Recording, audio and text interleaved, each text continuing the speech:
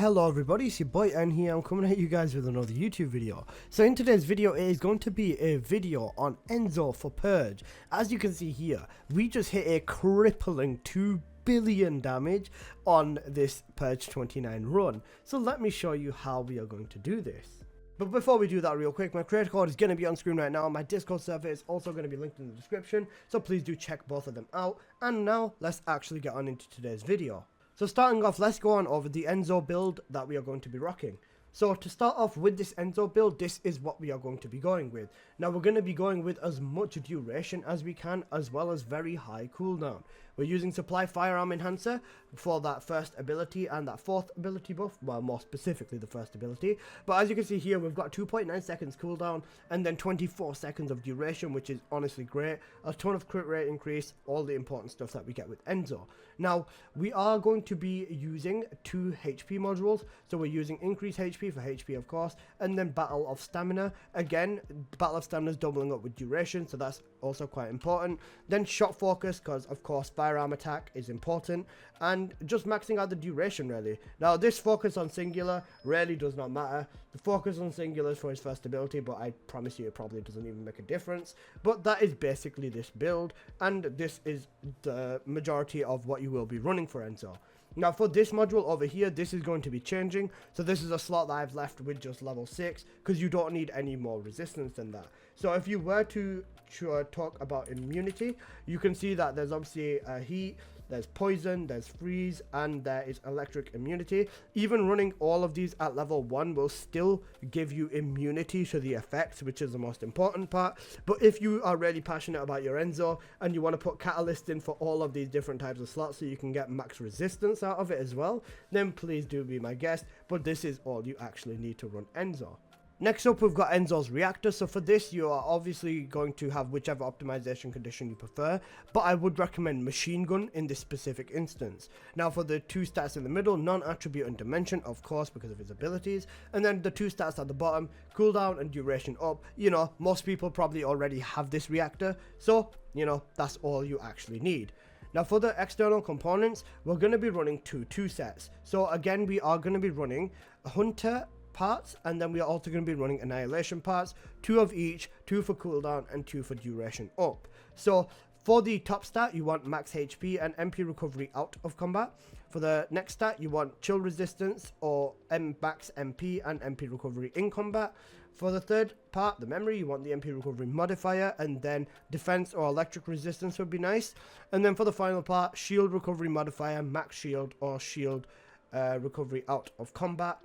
And toxin resistance is literally all you are going to want. Now like you can see from the effects, a little bit of extra cooldown from here and a little bit of extra duration from here, so that is exactly why we are running this external components.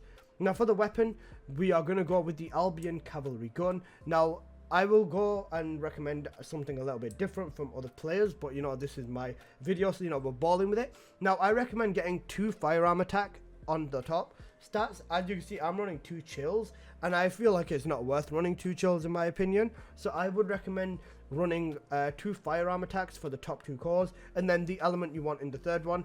If you're running Purge 28 and 29, electricity, Purge 30, chill.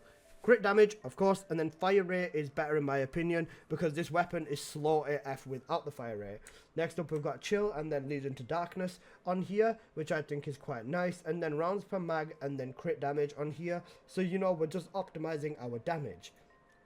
As for the build, this is what we are going to go with. So I've got 2 variants of this. This one has electricity, and then with just 1 more catalyst, you turn it over to chill. Simple as it gets for a build with the Albion cavalry gun. And this is going to be our main source of DPS, so make sure you invest hard into this weapon. Next up is the Thunder Cage. Now you can run any secondary weapon, even if you don't want to run a weapon, you know, you can just take it off and just run the 2 weapons that you are actually going to need. But I do quite like running with the Thunder Cage. It is a light weapon, it can do a ton of damage, and I do really enjoy using this weapon. As you can see, I do have sprint speed on the core over here, crit damage, firearm attack, electric attack and fire rate, and then I've also got firearm electricity, damage to Order of Truth, so this is set up more for Purge 28 and 29, and then crit damage. This build is all you are going to need for the this is going to be all you need for the fight. So it's literally as easy as it gets, and you know, It's simple. That's all you actually need. It's just going to be a little bit of a backup weapon if you prefer to use it. You don't have to. Now, for a weapon you must use, this is the Smithereens. Now, I've gone with crit damage on the top, firearm in the middle, and then sprint speed and recoil, and then Legion to Darkness. Now, I would recommend having the ammo. The accuracy on the yellow cores as well. I'm still trying to roll to get them, so having 1 sprint speed and 1 accuracy core would be really, really nice. And then for the stats on the bottom, Legion of Darkness, firearm attack, crit damage, and then again I've gone with chill because I use this for Purge 30. Again, for the modules here, it is basically the same story, just an average build that you would use anyways, and then I've got 1 variant with electricity and 1 with chill. Now, I know if you roll chill on the bottom fine adjustment stats, you can keep that. If you were to have chill on your actual cores, however, you would want to consider re-rolling that to electricity for Purge 28 or 29, because this bottom stat here doesn't make too much of a difference, but the top stats absolutely will. Now, that is the main aspect of this build, so let me just give you one more quick tip, and that is the Inversion reinforcements. Make sure to use the correct one, because this will help debuff, and this will also give you extra attack, which is very important. So if you're fighting 28, 29, use your electric one. If you're fighting 30, use your chill one. Simple as it gets. So let me show you some gameplay with ENZO, how you're going to want to run him, and basically, you know, everything you've got over here. So I'm going to show you 2 different sets of gameplay and 2 styles to primarily play ENZO. The first one is, well, like I said, using the Albion cavalry gun as your main source of DPS. In this run, you can see I'm running a trio with a Haley and a Lepic to get Purge 26 done for the Lepic player. Now, over here, you just want to have your 4th ability active, and you just hold and spray with your Albion cavalry gun, doing ludicrous levels of damage to basically absolutely everything in your way. The recoil on this weapon is strong, so you know you're going to have to fight the recoil off more than you'll be fighting the enemies, in my opinion, but it is still a very, very solid way to play ENZO, and I do believe in relying on the Albion cavalry gun. I wasn't using the Thunder Cage too much in this purge because it was based more towards chill, so I was concentrating more on chill. Now over here, as soon as it comes to the boss, I'm using the Smithereens and I'm doing a ton of damage. I'm on the verge of death, but hey ho, that is the most important part. Now, as soon as my 4th ability turns itself off, or you can see with the drone, it turns itself off, I will make sure to recast it. Now, I've just gone down, give it a minute, give it a minute, give it a minute, and I'm getting back up. So once we're back up, let me go over this again. We always want to keep our 4th ability active to 1, buff ourselves, and 2, buff the other players. Now in this instance, the Haley was fine just using the buff for my 4th ability, so I didn't need to use the 1st ability too much. And as you can see here, we were just melting this boss between the ENZO and the Haley in this run, so this was more than good enough. Now a little tech that you might want to consider doing is whenever there is a boss like this for 26 that does have enemies spawning in, or for Purge 30, having the Lepic spawn and just grab all the enemies like that with the ball is a great call. You can delete them quite fast with the cavalry gun, but in this gameplay for the bossing, I'm specifically using Smithereens because it is a better bossing weapon. Cavalry gun would still work fairly nicely, but Smithereens is more important, so that is what you are going to want to do, because as you can see from his health bar, we are just deleting all of his HP, because this Smithereens is just nothing short of an absolute monster.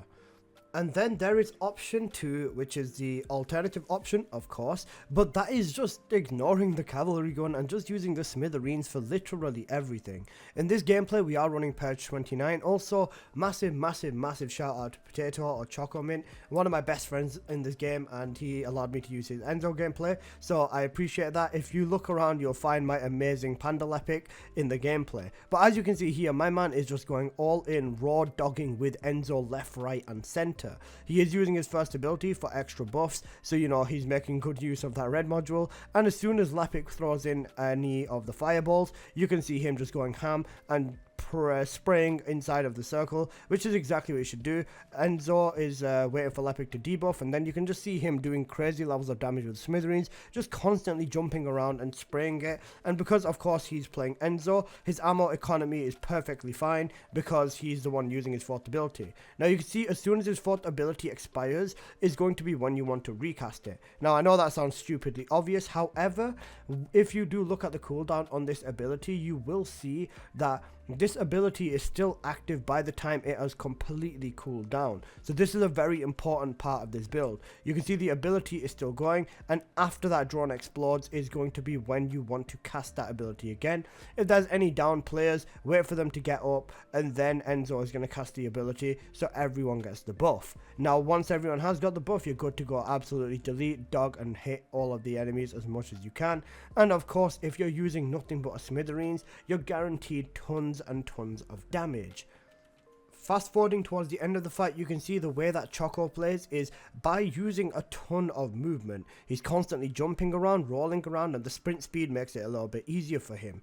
And now the boss is down. I'm sure you've seen this bit from the intro, but he hits over 2 billion damage, even with just rocking nothing but a Smithereens. He was using the Voltier to occasionally debuff in this run, but he mostly left it up to me, which is the Lepic's role. Anyways guys, that's basically been this video on ENZO for the Purge. So I've given you the 0 to 100 guide on absolutely everything you need to know for ENZO. So that's basically been this video, and I hope you guys have enjoyed. If you did, please do smash that like button. If there's any tips or tricks you guys know that I may not, please do leave them in the comment section below, because you know, we all like to help each other out over on this channel. So you know, it's a little bit of that. But anyways, that's been this video, and I hope you guys have enjoyed. If you did, please do smash that like button. If you are new, consider subscribing. I post a lot of TFD videos, so you know, that's basically it. Smash that like button, and I will see you guys in the next one. Peace!